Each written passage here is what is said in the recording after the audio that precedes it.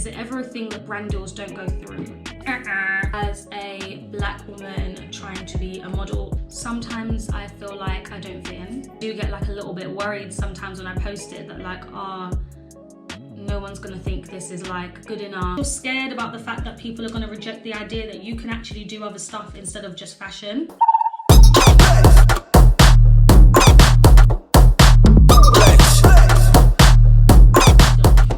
Welcome back to my YouTube channel. So I thought I would just come on here and have like a general chit chat with you guys and just a conversation just about some questions that I've received about like the industry. When I say the industry, I just mean like entertainment. Obviously I can't speak for every avenue of it because I'm not in it, but just through the experiences I've had or any advice. I didn't want to just sit on here and be boring, so I thought I would straighten my hair while we're having this conversation. Yes, I'm wearing extensions before we can get into it and before the hair police come and try and say I'm pretending it's my hair and it's not. I am wearing weave, period, full stop. It's already pretty straight, so I don't need to do too much to it, but I'd rather it be like bone straight. So for this, I'm gonna be using just GHDs, plain GHDs, and some argan oil and just a Tangle Teezer hairbrush. I don't really wanna sit here and just ramble on and talk about things I don't know. I'd rather talk about my own experiences and the harsh realities that I have unfortunately had to face in the industry. So a conversation, or should I say, a conversation that I've had, but also comments that have come up quite a few times, is how I got into the modeling industry and the challenges I have faced within it. I have been in the modeling industry for quite some time. I have been doing modeling since I was really, really young. It started off as just like kids magazines and stuff like that. And it turned into a photo shoot that I'd done with a photographer, and the picture ended up getting picked up by Vogue Italia, and it kind of went from there. Yeah, I was young. I think I was 16, 17 roughly in age. I need to actually double check exactly how old I was. But the picture actually came out in Vogue Italia on my birthday. It was something that I had no knowledge of, so it was very much a surprise and a good birthday surprise. And then yeah, it went from there. In between that and finding an agent, I kind of contacted, I'm not straightening this properly at all. I contacted some companies myself, i.e. like some brands that I really wanted to work with. And even if I didn't hear back from them, like I would do free shoots and stuff like that, until one day I found my agent. I get asked a ridiculous amount of times if I have had any challenges growing up as a black woman trying to be a model, and the answer is a big fat juicy yes. I wish the answer was a no. Unfortunately, it is what it is, it's a yes. I have been told countless amounts of times that I am either too dark. I've been told that I'm too light of a black girl. I've been told I'm too skinny. I've been told my thighs are too big. I've been told I need to lose weight. I've been told I need to gain weight. Like, I've had it all. I've even worked with brands, which is something I've spoken about before. That there's a brand that I'd worked with in the past that needed me as a model for a new shade of foundation, and they had actually made me intentionally quite a few shades darker than my actual skin tone. And at the time, I wish I was like in a mental space to be able to have said to them that it made me feel uncomfortable and that it was wrong, but that's definitely something that I have like had to deal with. And if there's anything that I definitely know is like being any type of, for better use of the word, minority within like the modeling side of the industry specifically, it can be like quite hard to progress, but the beauty in it is that you know that when you are successful and you are making it and you're booking jobs, it's like, I can't even begin to tell you like the feeling of gratitude and thankfulness and stuff after that you worked your absolute butt off to get to where you are is like ridiculous. Tips I would mainly give women is to never stop and to, oh by the way guys, I've sectioned a bit more, is to never stop and to continue to push through if this is a career you want to do. Like, genuinely do not stop.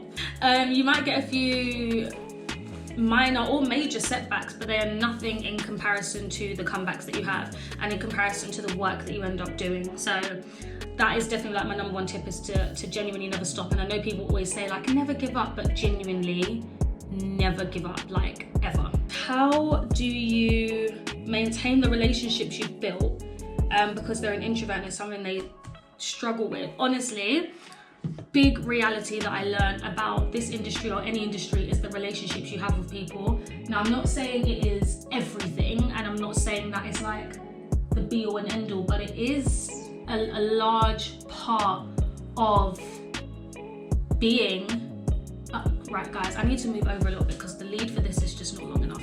Yeah, a large part of maintaining yourself within the industry, whether it's modeling or social media or anything like that, and believe me, I'm like not an expert, I'm just going based on my experience, is that you need to maintain the relationships. And a good way to do that is, you know, if in the beginning or you're starting up, you know, a brand or an agency put you forward for a shoot, and let's say the shoot is from, I don't know, 9 to 5, tell them, you know, or you don't have to tell them, arrive at 8:30 and tell them that you're willing to stay a little bit later.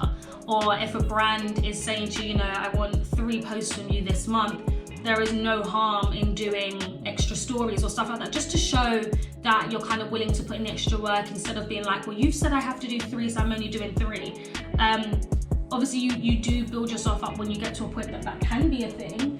I would definitely say, like, if you're starting off, it's always good to kind of show them that you're willing to go above and beyond.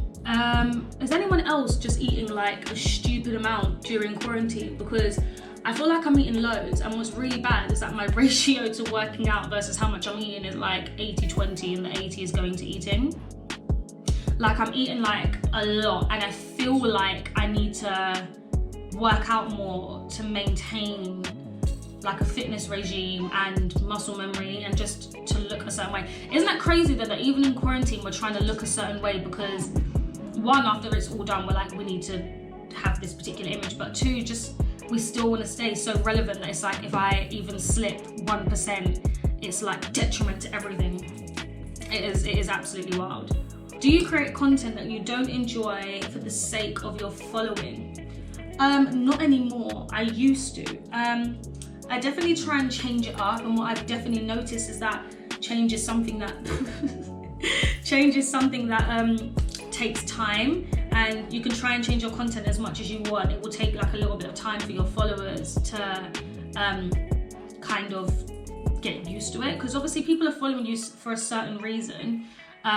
And if all of a sudden like your direction changes, you're basically tapping into a new audience that is potentially not there. The beauty in it is that you're tapping into an audience that isn't there. So it means it brings in a new audience. But no, not anymore. I used to upload content I hated. Now I literally am at a point where I'm like, if I don't enjoy doing this, I'm just not doing it. Like, why should I make content for the sake of everyone else when you can actually feel the energy through the phone? I feel like it's so easy to tell that I didn't enjoy taking a picture, or that I don't like a picture, from like my smile in it, or just the energy. Like, I do feel like pictures have a certain energy, and I feel like it's really easy to tell. So not anymore. And I would recommend, if you're like first starting out, it's always a good thing sometimes to trial and error and see what your audience likes. But if you know what it is you want to do, and you know you want to do like makeup instead of fashion, or you want to do more fitness related stuff, or you want to do motivational speaking or anything like that, and you know that's what you want to do, then no, don't conform to what the mass majority want to see, which is a shame, because it is the mass majority that goes far. But it's still also good to make sure that you are you and you are unique, and that is the beauty of it. Like, I feel like everyone looks the same on Instagram now. Everyone's pages look the same. Everyone takes their pictures the same. Like, I literally feel like we're all clones of each other, and there's not like a mass amount of uniqueness going on. And it's a shame, because everyone is unique in their own ways, but everyone's doing the same thing, because that's what gets pushed forward, that's what grows your following. When actual reality is that you can take what someone's doing, example styling videos, and do it in your own original unique way. So in theory it's on the trend and it's on the topic, but you're unique in how you do it. And I feel like that's like a really important thing, is to create content that you do enjoy and that your followers, and that your followers really want to see. It's easy to branch out when you're known for one particular thing. For example, for yourself, you are known for fashion. No, it is not easy. It's something that I am trying to do, or really want to do, or am doing, should I say. Like, let me say that instead of like trying, because I am. But it's not easy. It's not the easiest thing, because you're scared about the fact that people are going to reject the idea that you can actually do other stuff instead of just fashion. It's just not the easiest thing to deal with. I would say like a good thing to do, like if you're not really on social media already, is to start out by having various avenues in the first place, so that when you do something different, it's almost like not expected, but it makes sense because you're known for multiple things in the first place. That's always a really, really good thing to do. Also, you have to get to a point within yourself where you have like a lack of care. And I don't mean like you don't care about your audience, but a lack of care where you're so happy with the content that you're producing within whatever field it is, that the fear of branching out and stepping into another element of it disappears entirely. Yeah, I would just say that it's a harsh reality. A harsh reality is that it's not an easy industry to break into, especially now, especially when everyone is doing the same thing. But you just have to have kind of faith within yourself that you know that what you're doing is still absolutely incredible, and that the fan base and the following that you have loves you for the work that you are doing. Is it ever a thing that brand deals don't go through? Oh, all the time. Not all the time, like it's like 1 in 5, but it's a very, very normal and regular thing, should I say, for brand deals to sometimes not work or not go through successfully. Anything can happen. It could be that they find someone else. My hair looks crazy on this side. It could be that they find someone else. It could be that the timing of it doesn't work out and they come back to it at a later date. It could be that the content just wasn't right for what they're looking for. And it's definitely something to not be disheartened by, is when something doesn't work or go through. They only really show you the successes, and obviously they talk about them every now and again, but there's a lot of no's before the few yeses, and I mean a lot of no's before the yeses. And it's definitely something that is not spoken about often, but the reality is there's a lot of no's, a lot of deals that fall through, a lot of modeling jobs you get booked for that they can call you literally up to the last minute and be like, actually, don't need you for that anymore. Do you know what I mean? Like there's a lot of negative things that can happen. And I think the key in this industry is to realize that although there's a lot of negative things that can happen, the positives are so much bigger and take you so much further than the negatives. And it's definitely about having the mindset of knowing that it's okay if 10 people say no. The one person that says yes is the one thing I want to do, and it's the one thing that's for me anyway. Also, can we talk about this spot? Like, this spot is just not a vibe at all. But yeah, like that is definitely something that happens. Also, touching on that topic, the idea of getting a creative block is very much a thing. I think if you're someone that's on social media, it can get to a point where you see so many people doing stuff that you kind of lose yourself, and you lose yourself in a way of not genuinely not knowing which direction to head in. And that again is also really normal and really, really fine. And one of the realities of this industry is that there is 1,000 people doing the same thing as you. There is, and that's just how it is. And it's about making yourself like one out of the 1,000 that is successful. Look, at the end of the day, there is room for everyone. Whether you want to believe it or not, there is room. In so many different ways, on so many different platforms, there is room for everyone to do what it is they want to do. Can I just say, this is probably not the best example of how to straighten your hair. Like, I probably should section it a lot more, and a lot more smaller sections, but I really just came on here to chit chat with you guys instead of like actually straightening my hair. It's pretty straight though, I'm not gonna lie. Like, it's definitely a lot straighter than it was in the beginning. I have like a tiny little tub of argan oil, which I'm obsessed with. I take a small amount, put it on my roots, which is my leave-out, so my natural hair. More so than anywhere else. Run it over the leave out, and then just a little bit through the hair and the edges. Do you find it hard to fit in? Yes. Sometimes I feel like I don't fit in, and it's okay. It's normal. I think everyone at some point has a moment of feeling like they don't fit in. I feel like since the show, that has a large, right, sorry guys, let's do this properly. I feel like since the show, that has a large part to play in me feeling like I don't fit in.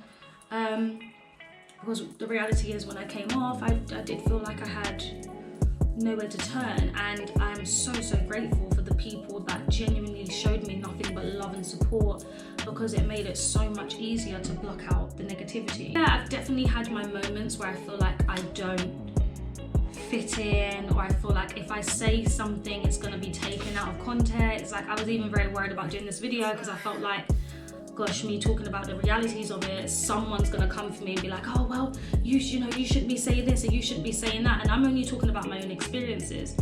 Guys, I put way too much gel on the front of my hair and now it's curling, but it's okay because guess where I am going? To my kitchen. That is it.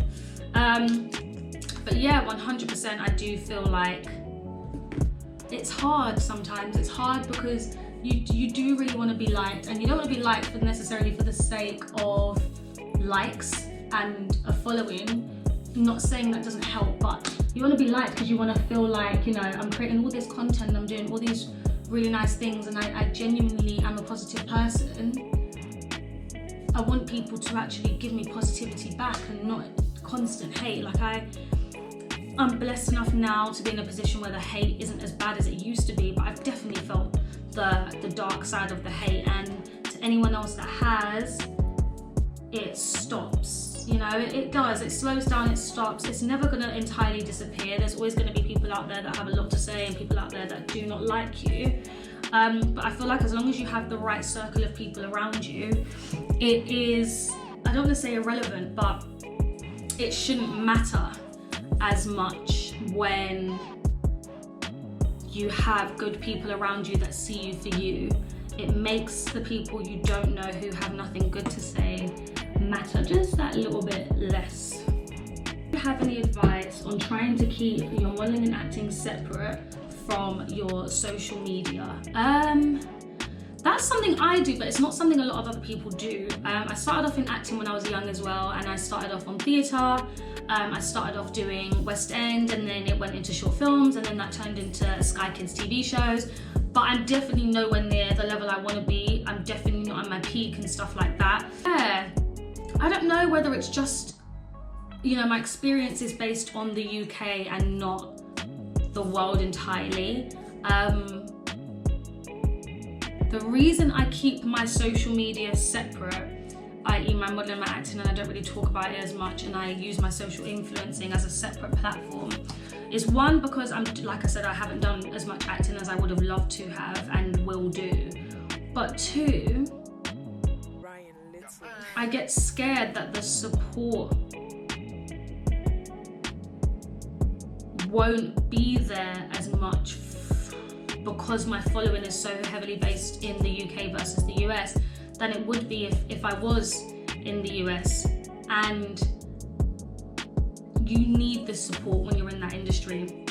And I do get like a little bit worried sometimes when I post it that like, no one's gonna think this is like good enough, or do you know what I mean? Stuff like that. And as much as myself and my family, my closest friends think that I'm doing well, like I compare myself a lot to other people in the industry, like in the acting side of the industry specifically, and I think to myself, okay, let me not post it because that person's gonna post that they're doing this or doing that. And it's really crazy because in modeling and in social influencing I don't do that, but in acting I do, and I think it's because I had hopes of being a lot further along by now, and things just don't always work out that way.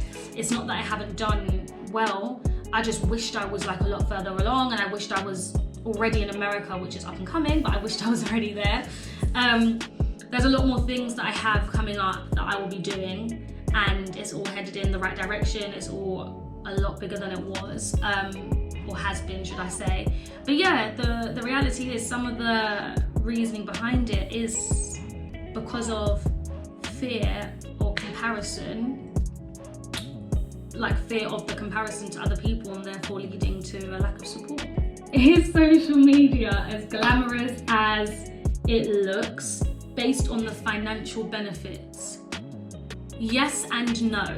It's nowhere near as glamorous as it looks, because what is never shown is the work that gets put into just one picture, and that's not always glamorous. It's fun, and the majority of people enjoy it and love it, and that is why it's their permanent work. But there is definitely the dark side of checking your followers are engaged, checking people like your stories, checking that there are no hate comments, staying up all night to check that you've got enough likes and enough comments, and the worrying and the stress and the comparison between yourself and other influencers, and you have an idea and someone else does it and you're like, oh my god, what if people don't realize that I done it? Or you take a picture and someone else does the same pose, or you take someone else's pose and people realize that you've stolen their like all types of stuff like that doesn't go into it. It's just something that's not shown. So no, it's not as glamorous. The reason I say yes is because the positive side on it and the blessings that you receive when you are on social media and the freedom to be able to do stuff. You know, you are blessed to be able to work with brands that, because they love your content, they want to fly you to different countries to create content. Able to get paid for doing what you love and making videos and taking pictures. And if you're a model, you get paid to go on shoots in different countries. And if you're an actor, you get paid to act for months on end. The same when you're making music and stuff like that. But the beauty is that you are blessed to be able to do stuff like that, and that side of things can be glamorous. You know, you make a certain amount of money every month, you're able to take yourself to different countries, to the Maldives, to Thailand, to Bali, whenever you want, and that is a blessing. It is a beautiful thing, and I feel like I can talk for almost everyone on these social media platforms, is that the gratitude is very much there. But yeah, I think it depends. You know, it's not always just about the financial side. Like, there are people that have their own money away from social media as well, and they make their income from other things, and social media is just like a bonus. So yeah, you know, there's different ways of looking at it. Oh, has your circle of true friends gotten bigger or smaller since being a public figure? Definitely smaller, yet smaller as the months go on, to be honest. There's another reality of this industry, is that your trust levels shift. It's not always the case, it doesn't always apply to everyone. I can only speak for myself, and I know for myself, my trust levels dropped massively when it came to men and relationships, and when it came to men as friends and female as friends. It's horrible, it's harsh, but when your career involves being in the public eye, there are genuinely people around you that only want to be around you because you're in the public eye, and they want to be in the public eye, and they want to have the lifestyle that they think is what comes with being in the public eye. Also, you end up losing friends or people you thought were friends. You know, I've had friends who have shown me that if I didn't have social media, or if I didn't have a presence, they just wouldn't be my friends. I've had friends that have stabbed me in the back out of pure anger or hate. I've had friends who have openly told me that they're jealous of other people. It can be quite wild, and sometimes it can feel lonely. And when I say lonely, it's like, it's not that you're not aware that other people are going through it, but in the moment you feel like no one really understands it other than people in the industry, but you don't always want to complain to people in the industry because you don't want to sound like you're not grateful. And it's like a catch-22, because you need to be able to talk about how you feel and be honest about it, but it gets perceived sometimes in such a negative way that you just keep your mouth shut, and that can lead to like a serious feeling of loneliness. That's when it's super important to have like the best friends and family around you, so that even if you feel lonely on platforms or in the acting industry, or the modeling industry, or the music industry, or whatever entertainment industry you are in, your closest people around you would make you feel grounded, they keep you whole, and they keep you feeling loved and like you are never alone. How do you choose your management, and what do you look for? What a big no. This isn't going to be the same for everyone. Again, can only speak from my point of view. Try and listen out when speaking to management for the understanding on their part of which direction I want to head in. I think it's easy to get persuaded by management to head in one direction because it's really quick money and it can make you money, but if that's not where your end goal is, or that's not where you see yourself, then it's not the right management for you. You need to be able to find management that will make you the income you want, but also build the career you want in the way that you want as well. You need to be able to feel comfortable enough with them that you can trust them if they call you or message you and say to you like, listen, you shouldn't be posting stuff like that, it's not appropriate, or that's not the right thing, your audience won't like that, and trust in their judgment on how social media works and how management works. But you also need to be able to be free enough to say to them, I 100% hear what you're saying, but I really want to talk about it, or I want to be an advocate for this, or I want to pose like this, or I want to wear lingerie, or I want to do fitness, and be able to say to them that this is what you want to do, this is how long you want to do it for, this is your end goal, and you and them find a way to make it work. Reality is that sometimes management can be at detriment to you, and sometimes it can be the best thing you've ever done if you find the right ones. And you can go through cycles of people. You can meet one person and they be the perfect agent for you, done, dusted, best management I've ever had, works really, really well for you. You could also think it's the best management for you for 5 years and realize that actually you haven't progressed. It's all about trial and error, but what I would say is like the first thing to listen out for is that when you've explained to them what you want to do and the way you want to go, that their model of how to position you as a public figure or an actress, actor, a model, an artist, whatever it is the way in which you've said it and the best way for you and for them. A big no, I would say, is someone that just says to you, I'm gonna make you £1 million in 6 months, and there is no plan as to how. They're just throwing numbers at you and they know that that's what you want to hear. That is like a big we're not doing that. Like, that is cancelled, period. What are your daily stress levels from 1 to 10? And I feel like it varies. I get a lot of anxiety sometimes when I still post a video or a styling video. My group chat sees everything before everyone else on social media does. I get anxiety when I go to shoots. I get anxiety when I'm on set, like no matter what it is. I've got anxiety knowing that I've got so much coming up and coming out and so much filming that I'm gonna be doing that I'm like, sometimes my stress levels are at a 12 out of 10. But what I appreciate is that the people around me keep it below 5, even if I've got a lot on my plate, and even if I've got a lot of anxiety for things, they will find a way to keep it below. I've mastered since coming off of Love Island to not let things get to me. I've become quite desensitized to the negativity, and don't get me wrong, sometimes it affects me and I'm an emotional wreck, but most of the time I've become so desensitized that I can only see the positivity. Things don't affect me as much, and because of that my stress levels are nowhere near as high. And I think it's really important to have people around you that make sure you keep your stress levels low at all times, because stress can make you ill and no one needs that right now. Everyone needs a break, your body needs time to rest. But work smart, you know, have set days that you do 6 different types of content so you're good for the next 6 days. So the next day you don't necessarily have to do content. Like, work and be organized like that, because sometimes the lack of organization can make everything fall apart as well. That is it. That is my little chit chat. That is my realities of me being in the industry, any advice I can give. Like I said, I am not an expert. This is just based on like my own experience and just things that I feel like I've either been taught or learned myself that have been helpful, that now I can hopefully share to at least 2 people. But yeah, I love you guys. I will see you in my next video. Don't forget to comment, like, share and subscribe and all of that as well. Bye guys.